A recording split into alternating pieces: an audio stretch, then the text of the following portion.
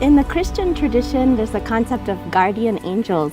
Do each one of us have one? There are angels for every city. Similarly, wealthy people have yaksha. There are angels for musicians. They are called gandharvas.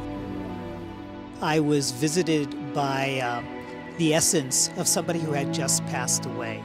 Is that my imagination or is that a real phenomenon? Usually in dream state of consciousness, people who passed away, they do visit us. Do aliens share our planet? There may be many planets in which people are living. In the ancient scriptures, they say 14 worlds and 14 suns and 14 solar systems.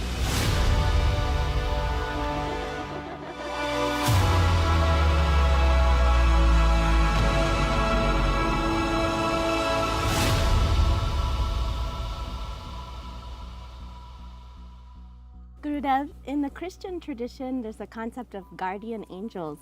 Do each one of us have one or several? And if so, are they in the subtle realm or are they in a physical form? Yeah, there are angels for every city. They are called yakshas. Every city has an yaksha. And then there are angels for musicians. They are called gandharvas. Gandharva souls are very, very specific angels, specific energy. See, they bring lot of fame to them, wealth to them, but no happiness. You will see artists in general, their personal life is very miserable. They are not happy. But they bring happiness to others. This is Gandharva souls, they do that. Without Gandharva soul, there can't be an artist who is well known or famous. And if they walk the spiritual path, if they find a teacher, master, and they get into a path, then their misery is gone. They'll be happy personally too. And similarly, wealthy people have yaksha. That's the name of the archangel for people with wealth. They often have some issues with their progeny. One generation would be okay, but the second generation they will have issues with. No peace of mind because of progenies. Again, when they walk the spiritual path, then they will be happy. Then they will get over that karma of pain. Similarly, politicians, they have another soul called kinnaras, angels. So cities and places also have, they are called kshetrapalas. They take care of the place. They have a specific name for. So this kshetra has a kshetrapala, a particular angel for that place. Similarly, every family has got one archangel. If you go into this field, it is so deep, so vast and very fascinating. And coming on the spiritual path, then you get over all these karma, personal karma, family karma, karma of the community, time. Every time has got certain pattern of karma. All that can be crossed over, sailed through. Gurudev, is there something we can do to feel the presence of angels? And how do we encourage them to be with us? Now, first of all, you don't need to feel their presence because you are one angel. Okay. Second thing is, when you are centered, when you have a kind heart and a selfless attitude of service to society, they flock around you. See, like iron to magnet. The magnet doesn't have to think what I need to do to pull the iron filings towards me. It's just there.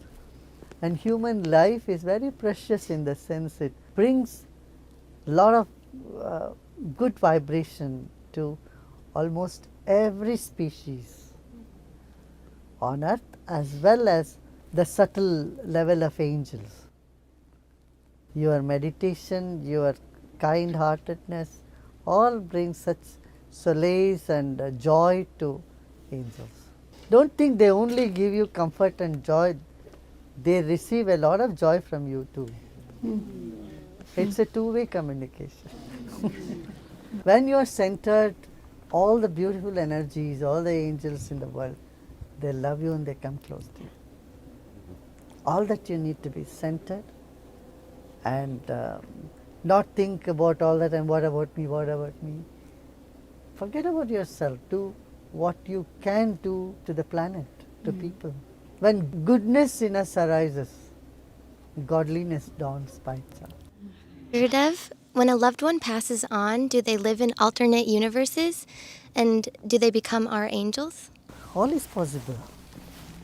Yeah, they do have another dimension, definitely.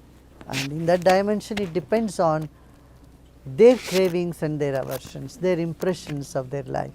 But for first few days, the soul is so confused.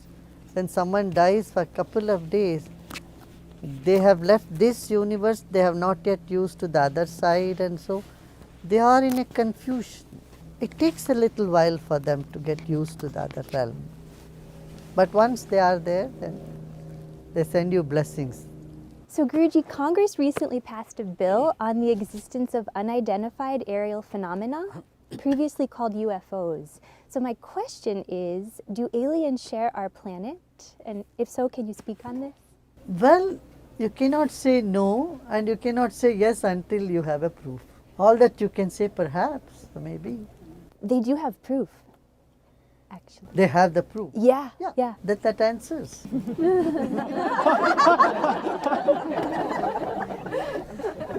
But what is it? As I said, we don't have to believe this is the only planet in the whole galaxy where human lives are thriving. How did it thrive here like that? There may be many planets in which people are living, maybe even more advanced than ours. So this possibility nobody can rule out. In the ancient scriptures they say 14 worlds and 14 suns and 14 solar systems, and so 14 earths they talk about. So these are the cognitions that ancient seers have had when they went deep in meditation. But if science is also talking about it, there are multiple universe, multiple solar systems present. See, ants live in their universe, bees live in their universe, all different species, they all live in their own universe. Even inside of you, there is a whole universe of bacteria. Your intestine has 150,000 type of microbes. There are mites on your forehead. They all live in their own different areas, There are 3 different types of mites on our forehead. One live on the edge, the other live very close to your hairline, one in the middle. They don't cross their boundaries. So if you go deep into the nature, there is multiple universe. There are universe which is beyond our comprehension. Our brain is only a frequency analyzer. We can only experience certain bandwidth of light, certain bandwidth of sound.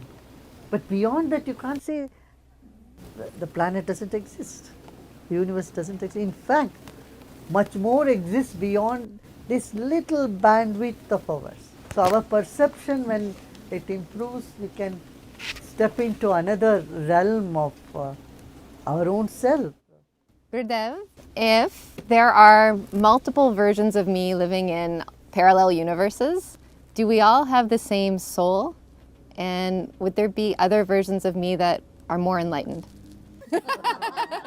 Possible. See, it's all your reflection. But some mirrors can be such, in some mirrors you may look very fat. Another mirror you may look much thinner and taller. You have seen these mirrors, it's all you, but can be reflected in different manners, right? So all that is possible. There are 5 of your reflection is for sure exists. There are 5 of me, 5 of every one of us exists simultaneously in the universe. Gurudev, you teach us that 99% of what's going on is taking place on the subtle. Can you give us an idea of what's going on in that 99%? Everything else is going on there. All that is happening in the subtle first. The hydrogen and oxygen, both are combustible. Oxygen is needed for fire to exist and hydrogen is combustible. But together they make water which puts out the fire, isn't it?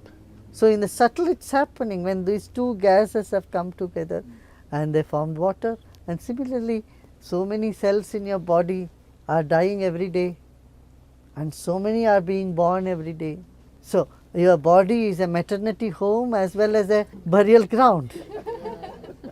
Our body is so. Every day there is a funeral happening in our body, and every day there is new cells being born. You know, before a thought arises, something else is happening inside us, where the self and the intellect, the mind is all involved. And there's a beautiful verse in Sanskrit. It talks about how a thought arises inside of it.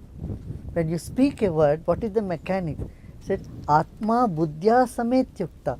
When the being shakes hands with the intellect, and then it allows a little bit of wind to pass through the vocal cord, when there is warmth and heat produced, and that stimulates the brain, and then a word comes out of your mouth.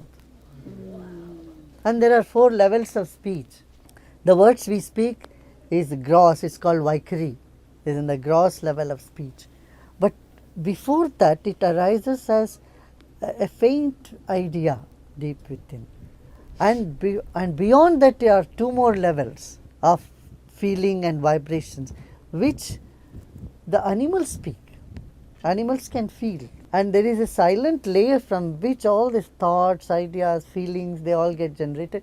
That is part of our very self, our consciousness, which the entire universe can communicate with. It has no language, but it is just from the silent level. A herd of wild elephants, they rampaged a whole banana plantation, but they left one tree untouched. They uprooted all the trees except one tree. In that one tree there was a nest, small birds were there, and the elephants did not touch that. The herd of wild elephants did no harm to those birds and the nest. You know, all these animals, they are from very different species, but they are communicating amongst themselves. I mean, it's something that opens the door to this other universe that exists out here. So you find that intelligence in creation, and there is a level of communication which is non-verbal. Gurudev, when I was a little kid and also as an adult, I was visited by the essence of somebody who had just passed away. Is that my imagination, or is that a real phenomenon? Usually in dream state of consciousness, people who passed away, they do visit us. And it's very common. People, they visit you in dreams. But we don't have to take it too seriously, because our own mind's impressions sometimes interfere there. So our own feelings of guilt or gratitude, love or hate, or whatever emotions we have been having hooked to them, can manifest little strongly there. This is most possible scenario. But there are instances where they come and express their wish, their desires, they communicate in dreams, and then also in meditation. Many times in people, when they meditate, go deep in samadhi meditation, they can experience sense of fragrance or the presence. And on the third scenario is when you intentionally invite them, invoke them, then they do make their presence felt. But there is no criteria whether it is true or whether it is your own imagination. That's why I say, take it easy. Hi, Guruji. So various cultures have used psychedelic substances to explore different dimensions and energies.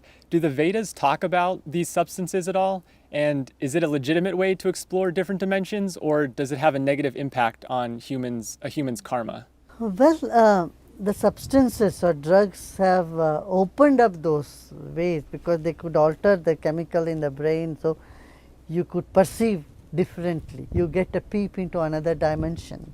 But the thing is, with all these recreational drugs, they cause huge damage to our nervous system, and then it makes you get addicted to them. That's not desirable. That's not something that helps you in your evolution. Yeah, in the ancient scriptures they do say there are certain medicines and that can bring you an elevated state of consciousness.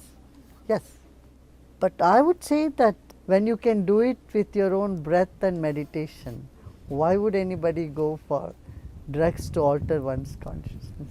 When it's right under your nose, you don't have to go looking for something that would make you sad and miserable later. Because the swing is very big with the recreational drug. Maybe for a few minutes it keeps someone elevated, but then the crash is too big. But whereas with meditation, with pranayama and breathing exercise, there is no crash. Are there extraordinary abilities or powers that we can access? And if so, how do we do that? You know, you call some power extraordinary if you are not used to it. And if it's new to you, I think, and you find that traits almost everywhere. There are people who can do many things, people who can just bend the spoon looking at it, and there are people who can predict.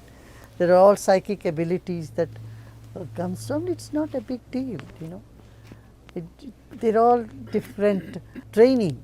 If you get those trainings, then you can do that. You know, our kids in Art of Living, we have this intuition process, totally blindfolded. The kids are able to read, write, ride bicycles, play video games, all blindfolded. And it appears to be an extraordinary feat. But if you go into it scientifically, yeah, it's possible, because they are using another cognitive aspect of brain which we have not been using it. See, if you are not used to sitting on the floor, then you find it very difficult. You cannot sit in Vajrasana or in Padmasana if you want to sit. In lotus posture, you have to train yourself a little bit. Like that, these different faculties can be trained, and which may appear to be somewhat extraordinary, but when you get used to it, it becomes an ordinary stuff, usual stuff. Gurudev, what is the spirit of the consciousness of the enlightened masters of the past, present, and future?